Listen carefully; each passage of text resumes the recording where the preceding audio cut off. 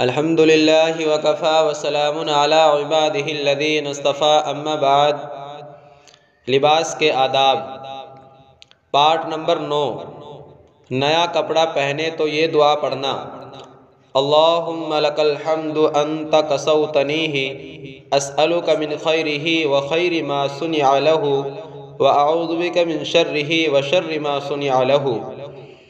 حضرت ابو سعید خدری رضی اللہ تعالیٰ عنہ فرماتے ہیں، آپ صلی اللہ علیہ وسلم جب نیا کپڑا پہنتے تو اس کپڑے کا نام قمیص یا عمامہ لیتے، پھر یہ دعا پڑھتے: اللہم لک الحمد انت کسوتنیہ اسألک من خیرہ وخیر ما صنع لہ واعوذ بک من شرہ وشر ما صنع لہ۔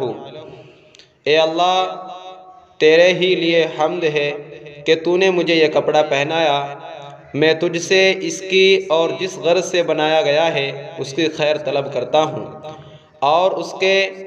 اور جس غرض سے بنایا گیا ہے اس کے شر سے تیری پناہ طلب کرتا ہوں۔